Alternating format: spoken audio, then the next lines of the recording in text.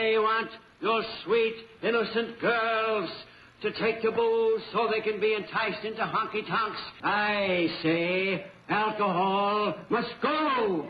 Hey gang, I'm sure I'm going to break some hearts today to those who are good friends with alcohol. Please know before I get into this, at one point in my life, I was turning to alcohol to heal many issues, to relax, to unwind, all of the other reasons everyone drinks. You set them up and I'll knock them back, Lloyd, one by one.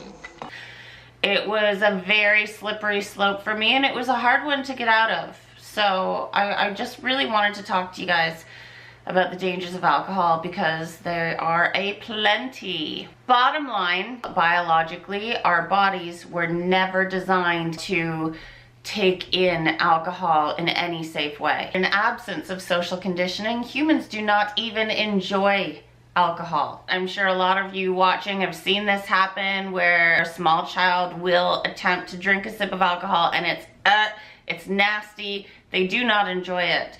It is social conditioning that allows us to enjoy alcohol. I am not about to say that I am a 100% I don't drink alcohol at all. I do enjoy a cold beer on a patio on occasion. Regardless, let's get into this. Beer at one point did have some nutritional value, not anymore. Hop growers are notorious for using depleted soil. Depleted soils, believe it or not, are actually known to be favorable for taste. That's nasty. Today, beer has many chemical additives to preserve it and to add to its taste, color, body, head. And today, beer is one of the most highly processed products alongside all of the other grain and sugar-based products. Something that very few people are aware of is that alcohol is actually processed and metabolized in the body as a carbohydrate. It actually acts as a simple sugar in our body and is the most refined sugar on our planet. Sugar meets all of the same criteria as alcohol. It is not a nutrient. We keep alcohol out of the hands of children. Children are getting the diseases of alcohol without alcohol, because sugar is the alcohol of the child. Additionally, it is one of the only substances directly absorbed by the stomach rather than being absorbed in the body and the intestines. And the reason why many medical drugs have alcohol in them is because alcohol is very rapidly absorbed into the body. Not only that, many alcohol products are additionally sweetened, giving you sugar with sugar. You can make some sugar sandwiches. Alcohol raises the blood sugar levels super rapidly and is the most effective way to give you a sugar crash. You ever noticed at a restaurant, they first ask you if they can get you anything to drink? This is not because they want to appease you while you wait for your meal. Alcohol or sweetened drinks right before or during a meal elevates blood sugar rapidly, creating an insulin surge. This is followed by a crash and a cortisol release, which stimulates the sympathetic nervous system. That is our fight or flight response nervous system. It also very easily disrupts our metabolic processing, so how our metabolism is functioning, and our energy conversion, so how our body is converting the stuff we eat and ingest into energy. Did you know that alcohol will shut off the fat burning hormone? So if you are trying to lose fat weight, drinking is not going to help you at all and will actually send you backwards. So, like I was mentioning with restaurants, when you drink alcohol, that raised blood sugar causes the body to release a surge of insulin to help break that blood sugar down. Once that happens, you are then hypoglycemic, which means low blood sugar. This results in even more hunger. Once you have those drinks at a restaurant, one or two before your meal, then they bring you along the bread basket. Most bread on the glycemic index, so that is how quickly your body is turning a substance into sugar, ranks in the same place as refined white plain sugar. So that is another form of refined carbohydrate. And this, which restaurants love, leaves our eyes far bigger than our stomachs. One of the most dangerous aspects about alcohol is leaky gut syndrome. This is actually called increased intestinal permeability. So this is where your intestine is tightly walled, When you drink the alcohol, the inflammation causes that gut wall to separate, leaving holes.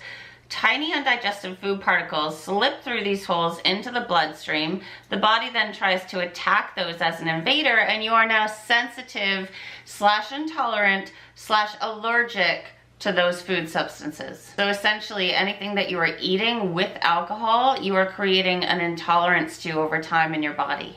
Alcohol, aside from stress, is the only substance that causes leaky gut syndrome, guaranteed immediately. It is an incredibly inflammatory substance. So whatever that alcoholic drink itself is made from is going to trigger an immune response in the body. And then the body will become allergic / sensitive / intolerant to anything else involving that original source.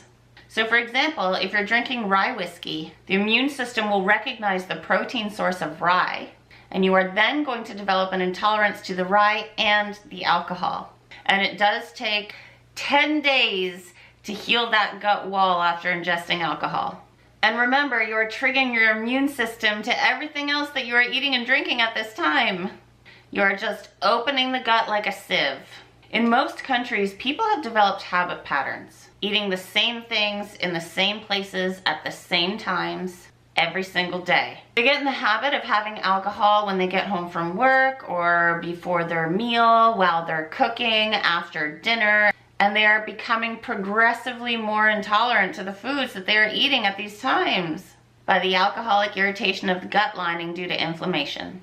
Wine coolers are highly processed beverages, and they are full of additives, preservatives, colorings, and many other chemical agents, many of which themselves are known gastrointestinal inflammatory agents. I have looked up many of these things in my technical resources and books that deal with these topics. You would be shocked to find that many of these additives, preservatives, and colorings that are being widely used in our food and beverages that are processed are actually well-known gastrointestinal inflammatory agents, which further induce leaky gut. Some beverages, which is why I mentioned wine coolers, have an even bigger problem in that they have multiple source agents. So for example, you might have 2 different kinds of wine involved in one wine cooler. So this not only inflames the gut, but also gives us double sensitization. So becoming intolerant to both source materials, example, grapes and pears, as in a grape wine and a pear wine together mixed in a wine cooler. So this means all in all that you are rapidly limiting your safe food choices. The real grandfather of food allergy and food allergy testing in modern days and times is Theron Randolph. For example, if he thought you were allergic to rye whiskey, he would give you a shot of this and then do tests to see if you were having an allergic response. Then he would wait until it had completely cleared the system and then retest it. But then this time he would use a source of rye whiskey that was dated pre-1945. This is because in 1945, they started using chemicals on crops, so commercial pesticides, fungicides, herbicides, and other industrial farming chemicals. He found that in many cases, when people ingested the pre-1945 alcohol, they did not have an allergic response to the drink. Thus, it was concluded that it wasn't actually the alcoholic beverage giving them the allergic immune response. It was actually the chemicals used on the crops that were used to make the alcohol. Another interesting thing that he found was that these people were also often environmentally sensitive. So very sensitive to environmental chemicals. So one of a simple tip to find out if you are environmentally sensitive is if you were at a gas station, the smell of that gasoline giving you a headache, or walking into a brand new house and being extremely bothered physically by the scent of the fresh paint or the fresh carpeting, meaning those things are triggering an immune response in your body. Randolph found that those particular people were the people having the worst physiological responses to the alcoholic beverages. The amount that people drink today is shocking. The current average in the US alone is 37 gallons of alcoholic beverages per person per year. So that works out to 1.6 cups per day. For each person that isn't drinking any alcohol, there's another one drinking 74 gallons per year. Stay tuned for tomorrow's video on how you can drink alcohol in a safer way for your system so that you can still enjoy it on occasion like I do. I'm not about to be 100% alcohol free forever. I was for many years. It was great. I am right now. It's great. But I do intend on having a glass of wine at Christmas dinner or special occasions like that. So, until tomorrow, have super amounts of fun in your life. I'll tell you how you can have super amounts of fun when you want to drink alcohol tomorrow. Please subscribe to this channel. Subscribing really is where the support does come from. Please share this channel. This information can help anybody heal more than 90% of any health, wellness, and body image challenge. If you would like notifications of when future videos are posted, like the how to drink alcohol one, please hit that little bell icon below and you will be sent a notification each time I post a new video. And I will see you then. Bye.